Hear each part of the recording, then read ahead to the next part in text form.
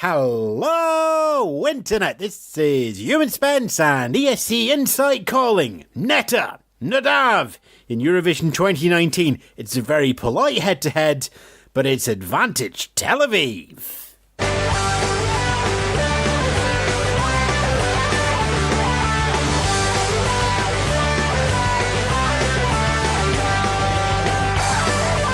Yes, good afternoon, good morning, good evening. Welcome to our News Insight podcast. Coming up in the show, 3 minutes bye-bye and why it's going to be your earworm of the year, SVT's cookbook over the BBC, and the marathon has become a sprint. Yes, all of that and more in the next 15 minutes or so, rounding up the Eurovision news from the last fortnight, as always ably assisted by the team back at escinsight.com, our Patreon supporters and everybody else who supports us and follows us on social media. Let's get underway.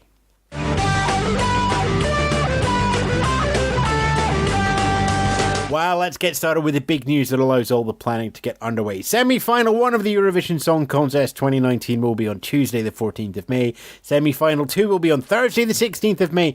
And the grand final of the Grand Prix Chanson de la Eurovision for this year, this season, because I can't attempt the French just yet on the years, will be on Saturday the 18th of May. We have our city, it's Tel Aviv, and we have our venue as well. There are no further timetable details. There are religious holidays that will be made during that period. I'm curious to see how it all works out as well, but let's just keep everybody cool. Remember, the Israeli media loves to turn every single molehill into a mountain. There's a lot of that going around already, and there will be more of that as we lead up to May. Let's keep an eye on all the official sources. We have our dates, we have our city, we have our venue. You can go away and do your planning. Netta, of course, bringing the song contest back to Israel, but Nadav and the Golden Boy is going to be absolutely everywhere. He already is in all the promotional videos. You know, that 3 minutes, bye-bye, and show me Tel Aviv. Here's the question. I saw this on Facebook, and I think it was Katja that popped this one up. Are we going to see Netta and Nadav as the hosts? It's a long shot, I think it has to be said. Neither of them are solid TV presenters, but that has not stopped other people in the past taking on the contest. Let's hope there's a role for them on the screens come May. The venue itself is the Expo Tel Aviv Pavilion 2 specifically. Its capacity is rated at 9,628 if you're using a 360-degree stage. Let's face it, that's not Eurovision. There's going to be stuff going on screens and lights and panels and space backstage and a small house out the back for Henrik. So take some of those seating numbers out for all the stage design and facilities. My ballpark guess is going to be a capacity of around 7,000 to 8,000, depending on how many seats, how many standing and other configurations, such as where the green room is going to be. As mentioned before, the Israeli media are going to raise up ruckus about ticket numbers and a very over-enthusiastic sense of writing, shall we say. So, yes, there is lots of discussion about capacities and tickets and fan allocations, but wait for the official confirmation on all of those numbers. Tickets are expected to go on sale by the end of the year. That's about where we are at the moment. Same goes with travel. Yeah, you can book flight tickets now. We've got those dates. I would regard those as pretty much locked in. Same with the venue as well. But do note that a lot of the budget airlines in Europe won't release their timetables for May until October, November, 6 months out at the earliest. So, just hold off, wait for that. Yeah, you can book on some of the major airlines as well. Hand up, I already have. Many others are waiting on the likes of EasyJet and Ryanair and such like to go through. As always, check the cancellation terms and conditions. It is quite way out. Same with hotels. You've got the usual mix of hotels, websites and apartments going up. You've got prices already skyrocketing. Keep an eye again on the terms and conditions and recall what's been going on other years and personal experiences. Look, if you've got a chance to do pay an arrival, that's probably a good idea. In terms of the contest itself, we have 5 more confirmations, taking us up to 27 announced. That includes Iceland, Greece, Estonia and Azerbaijan joining the list in the last fortnight. Curiously, San Marino has confirmed that it has not yet confirmed. And even though the deadline of September the 15th to get the paperwork into the EBU has passed, countries can still withdraw up till the middle of October without a penalty. Basically, now all the forms are in, you can calculate things like the delegation fee and the entry fees and such like, and go back to countries and go, you're paying this much, and then they can work that into their budgets and so on and so on. But all of that is to follow, and just because the paperwork is in, just because the deadlines have passed, doesn't mean that the number has to be announced. I'm sure it will, and everybody can just phone up the PR departments and go, so are you going this year or not? And get an answer.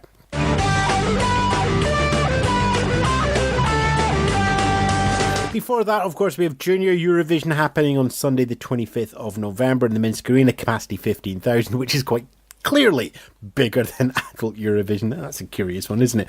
And with 20 countries taking part, it's probably going to be larger than the semi-finals as well. One internal selection to note in the last 2 weeks from Serbia, as Bojana Radovanovic will be singing her song Svet. World. We've heard her sing. The song release will follow. Results of the national finals for Junior Eurovision, 4 to report. 3 finals and 1 semi-final. Let's start with the semi-final in Armenia. Confirming the first 5 to join the national final up. We have Ani, Varda Margayan, Levon, or Levon, Leah, and Eliza. 6 fell, in total 11 ran in the first semi-final. More to follow. Straight into the finals himself, Israel and Noam Daron will represent Israel at Junior Eurovision. The national final has been recorded. It will air on September the 20th. Once that finished, there was a call for songs going out after the national final. That deadline has now closed, so Israel will be working through the song selections there. For those of you keeping track, 6 ran.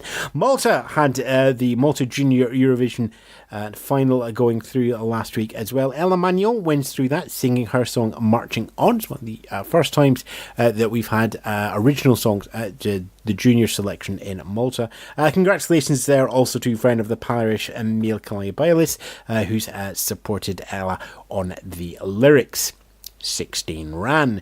And over in Ukraine, Darren Krasnovetsky with the song Say Love, third in the public vote, topped the jury vote and takes the ticket through there as well. 10 ran. In terms of news from those entering junior, Kazakhstan has announced the national final will be in Almaty on September the 22nd. It's going to be a 50-50 vote there between public and jury, but the jury vote will be the tiebreaker in the event of a clash of scores. Ireland will start airing the rounds of the national final on TGR on October the 14th. As in previous years, they will be pre-recorded to sort of get them closer to the Junior Eurovision itself, to keep the momentum of the public watching. There will be 32 running in that over 4 semi-final rounds. 8 will sing per round, with 2 selected to go to a duel. The winner of that duel will get an automatic qualification into the national final. There will also be 2 wildcards from the jury, allowing 6 into the final there to sing for Ireland. Macedonia have announced that Maria's song will be completed by the end of September, following her selection, which we covered in the last podcast. More song details will follow in time. Poland would like to remind us that it is entering, but it's not decided yet if it's a national final, the format, internal selection or such like. We await more news on that one. And Wales, making its debut at Junior Eurovision, has announced that the first rounds of the national final will be televised from Tuesday, September the 18th, with a live final in Llandudno at the start of October. And yes, I'm trying to work out how to get to Llandudno. It's a train from Manchester, I know, but look, let me build up the atmosphere, okay?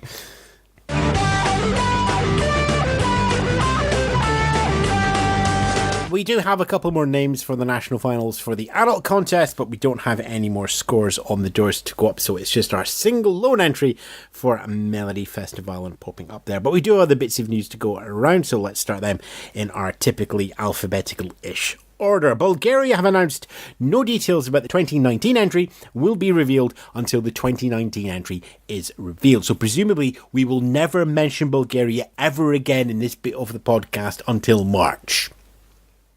I don't believe that either. No. Estonia has changed the dates. STLO is being brought forward by about 3 weeks compared to previous years. Semi-final 1 will be on January the 26th. Semi-final 2 will be on February the 2nd. And the grand final will be on February the 6th. Handily, San Remo for Italy drops straight in the middle of that on the 9th of February as well for the final. So we've got a nice little run going on there. A couple of other changes. They're expanding the roster, 24 acts. 12 will run per semi-final. 6 will fall per semi-final to give 12 in the national final.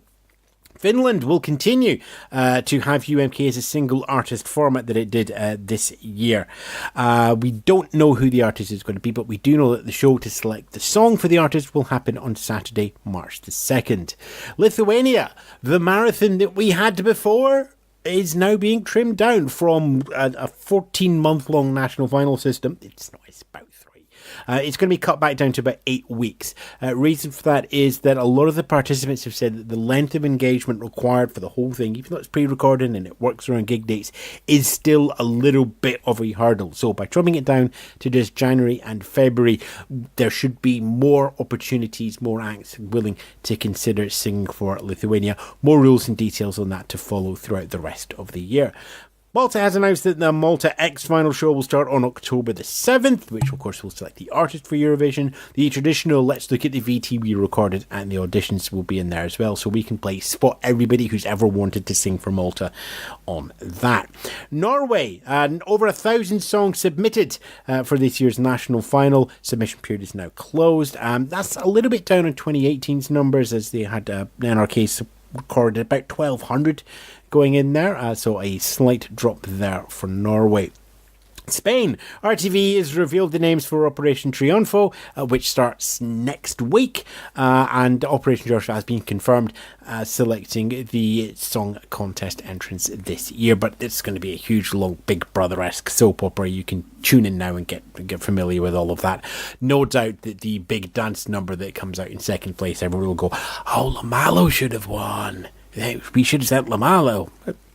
Always nice to have a good what if. Sweden making some news and getting a diary filled up as well, with dates and locations revealed for Melody Festivalen.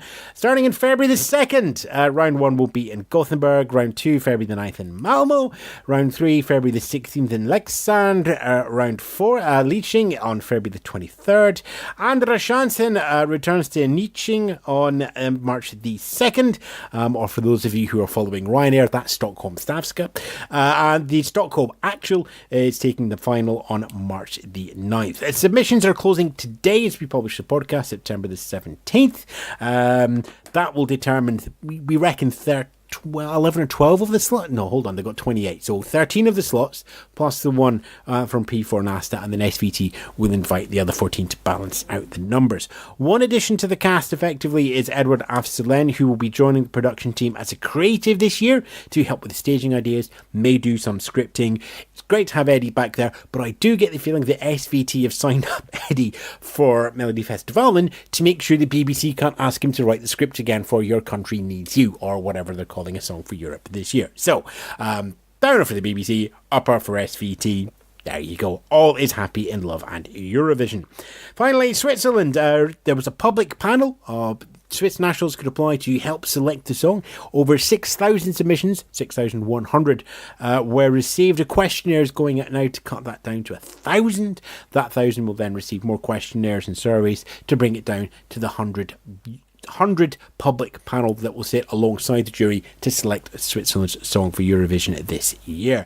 We have the first confirmed songs of the year as well. 13 entries from the RSI Italian broadcaster in Switzerland are now online. 13 now that you can listen to on the website. Note there also the return of Sebalter, last grand final qualifier for Switzerland back in 2014, putting his hat in the ring once more.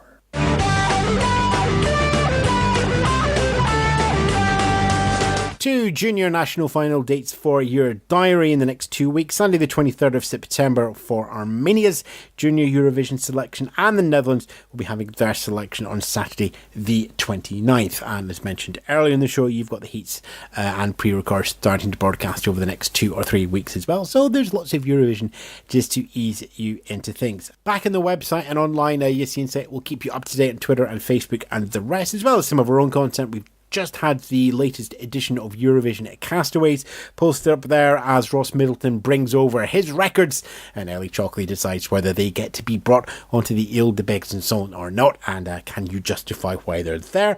That's a good listen. We will have news again in 2 weeks' time. The newsletter will kick off next week, so you can sign up to that on the website as well and get all the latest news, alerts and features to your inbox. Our Patreon continues. We've got the latest episode of the Patreon Eurovision Decades Retrospective going up at escinsight.com/Patreon. And as always, thank you for listening and for giving us some time in your ears. It is an all-round adventure if you want it to be so, and we do want Eurovision to be so. So thank you for letting us join you on the journey throughout the year, from now right through to selecting our song, which we of course now know, May the 18th. The Saturday Grand Final is set. We're now going to cull down all those songs to just one. What an adventure. Which kind of needs guitars. The ESC Insight News podcast this week was hosted by Ewan Spence, written by Ewan Spence and Charlene Wright. www.escinsight.com.